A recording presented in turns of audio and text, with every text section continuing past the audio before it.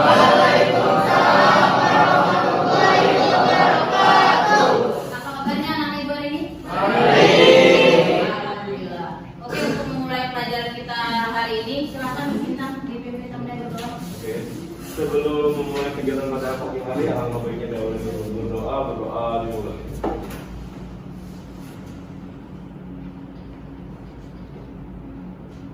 Berdoa selesai. Untuk meningkatkan rasa nasionalisme kita, baiknya kita mulai dengan menyanyikan lagu nasional. Ada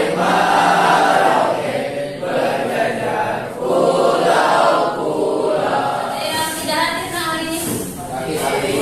Pati kenapa?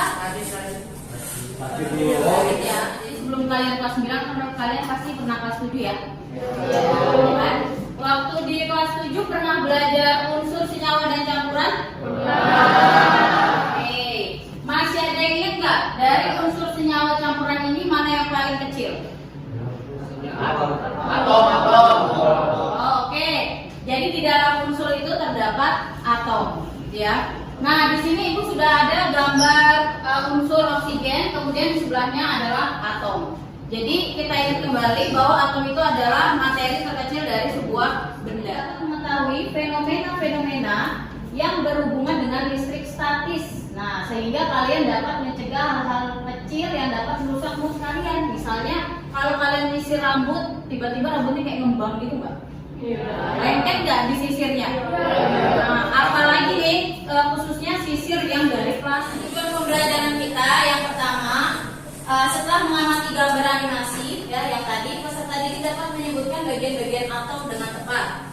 Kemudian setelah mengamati gambar, jadi ini langkah-langkahnya. Yang pertama nanti kita akan mengamati video. Ya nanti kalian ibu nanti sama-sama kita mengamati video. Kemudian nanti kita akan melakukan virtual eksperimen. Nah, jadi nanti kita akan melakukan percobaan, tapi kita tidak di lab. Jadi kita bisa melakukannya secara virtual. Ambil pada hari ini yang pertama nanti ada evaluasi ya untuk nilai pengetahuan, kemudian nanti nilai keterampilan kerjasama kelompok ya hasil LKPD kelompok. Kemudian ada nilai sikap. Nilai sikap itu nilai individu. Yang kalian amati, ada yang mau memberikan pendapatnya? Ya silakan. Rambutnya membang. Oh, anaknya membang rambutnya ya. Oke, ada yang lain? Ada yang lain? Silakan boleh pasang. Oke, kita apa? Rambutnya bisa kayak gitu. Oh, rambutnya kok bisa naik-naik gitu ya? Oh iya, oke. Ada lagi? Nah, oke. Tadi ada temennya yang bilang hasil pengamatannya ada yang rambutnya naik-naik Bu, ada yang rambutnya ngembang-ngembang gitu ya. Betul ketika kalian menonton video tadi. Ayo. Ada yang menyampaikan pendapatnya? Oke, silakan Dinda. Kenapa rambut anak tersebut bisa mengembang? Oh, mengapa rambut anak tersebut bisa mengembang? Oke, Ibu Kampung. Ada lagi? Baik, silakan Adrianti. Apakah terjadi gesekan antara rambut dengan perosotan? Oh, apakah terjadi gesekan antara rambut dengan perosotan? Oke, dua. Satu lagi deh. Ada lagi? Ayo, satu lagi. Ada lagi nak? Gak ada, dua aja. Oke, jadi kita rumuskan ya sama-sama. Jadi masalahnya mengapa ya kalau kita lihat rambut anaknya setelah main perosotan gimana? Ya naik gitu ya, berdiri. Nah, jadi rumusan masalahnya pertama mengapa kedua rambut anak tersebut berdiri atau mengembang setelah bergesekan dengan kalian buat dugaannya, kira-kira kenapa? Ayo, ada yang mau menyampaikan pendapatnya? Oh, Saksa. Oh, kena angin. Oke, ada yang lain? Karena listrik statis. Oke, ada lagi?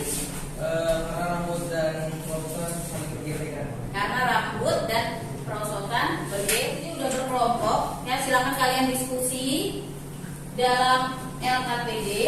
Ya, ibu bagi dulu. Ini bantu.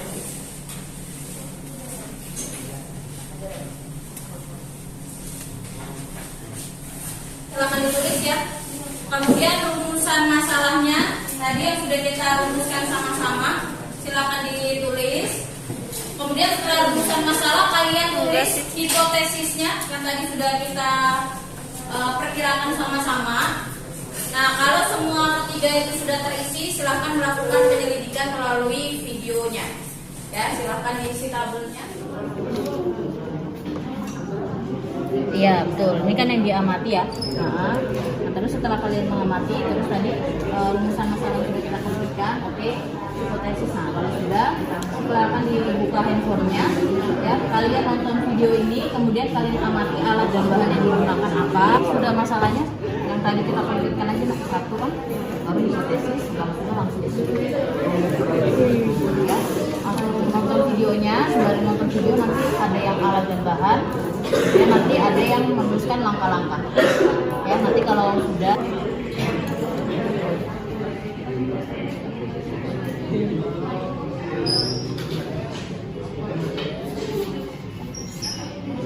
waktunya sisa 15 menit lagi nah ya.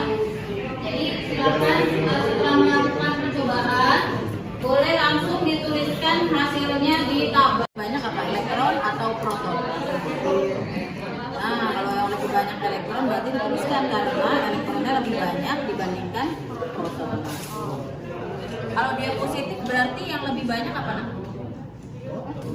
Nah, berarti elektronnya lebih sedikit dibanding. Nanti kalian bisa mengeksplorasi atau mencari jawabannya bisa di bahan ajar ini yang ibu kasih atau di buku paket. Ya, nanti dibagi-bagi aja atau mau di internet juga boleh. Ya. Presentasi dan nanti tanya jawab. Ya. Kalau udah selesai handphonenya silakan diletakkan dulu, jangan ada yang bermain handphone. Ya. Simak temennya presentasi. Kain wol setelah digosok dengan kain wol bermuatan positif, bahan hijau setelah digosok Dan kain wol. Tabel 2 pengamatan interaksi benda bermuatan. Perlakuan sebelum balon digosok ke kain wol. Hasil pengamatan sebelum tidak terjadi apa-apa karena bermuatan netral.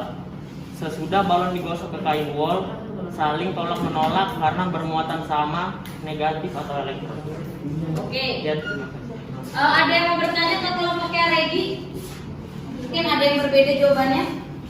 Gak ada? Oke, kita kasih tepuk tangan dulu buat kelompoknya Regi. Oke, kain wol dengan balon. Betul. Yang tolak menolak? Oke, pintar. Balon hijau dan balon kuning. Betul. Tepuk tangan dulu sekali. Pengamatan tadi, si elektron tadi ya, ditransfer dari satu benda ke benda lain. Nah, jadi listrik statis ini sifatnya sementara. Jadi muatan yang ditransfer, jadi tadi udah bilang ya, ada yang netral, ada yang positif, ada yang negatif. Nah, ketika benda itu tidak netral, maka disitulah muncul yang namanya gejala listrik statis. Perpindahan muatan ini terjadi karena adanya dua buah benda yang saling bergesekan atau digosok. Seperti tadi, apa yang digosok nak? Balon dengan wol. Ya, jadi salah satu caranya. Berarti yang lebih mudah melepas elektron siapa? Wol. Betul, karena wol ada di urutan nomor 5, sedangkan balon karet di urutan nomor 12. Jadi si wol itu lebih mudah melepaskan elektron ketimbang balon. Elektron silakan dikumpulkan di depan sini cari gambar. Silakan dikumpulkan ya Mas Edi.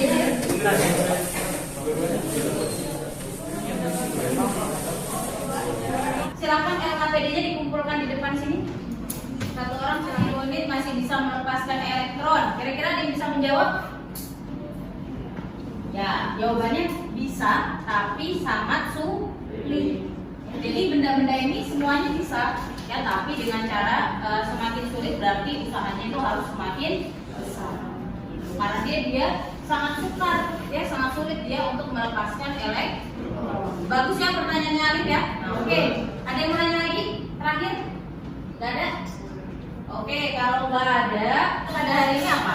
Ada yang mau menyampaikan kesimpulan? Ayo. Ada yang mau menyampaikan kesimpulannya dari pelajaran kita hari ini? Regi, ayo Regi, kira-kira apa? Kesimpulannya apa? Kesimpulannya? Benda-benda dari itu, kalau yang paling atas lebih mudah melepaskan elektron. Itu yang saya tahu. Oh ya, oke.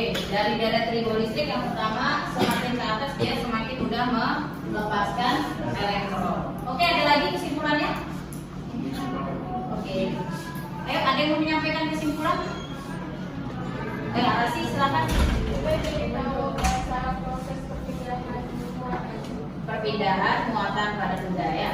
Oke, ada lagi? Lutfi? Benar, yang berpindah hanya elektron. Ada lagi? Ada lagi? Oke, kita simpulkan ya. Yang pertama, pada atom ada berapa jenis muatan? Ya, ada apa? Neutron, proton, dan elektron. Oke. Benda ada 3, ada netral, ada positif, dan ada negatif. Benda yang netral jika seperti apa? Ya, jika jumlah proton dan elektronnya sama. Kalau bermuatan negatif? Oke, kalau benda bermuatan positif? Oke, selanjutnya benda bisa bermuatan ketika diapakan? Ya, benda bisa bermuatan ketika digosokkan. Nah, ketika digosok, muatan apa yang berpindah? Hanya muatan elektron. Oke. Silakan dibuka handphonenya. Ibu kirim link. Wah, nomornya masih nomor 1. Disusul bintang.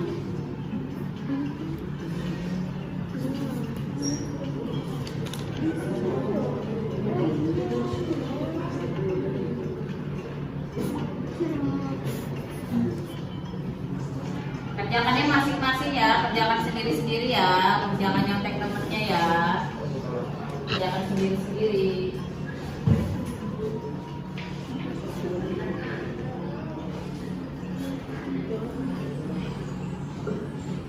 Gimana pembelajaran hari ini? Yang pertama, kira-kira ada yang mau diperbaiki nggak pembelajaran hari ini? Kendalanya ada atau enggak? Bisa dipahami semua ya? Oke, alhamdulillah. Nah, karena tadi Audrey jawabannya sudah benar, jadi nomor 1. Silakan Audrey ke depan dulu. Tepuk tangan buat Audrey dulu.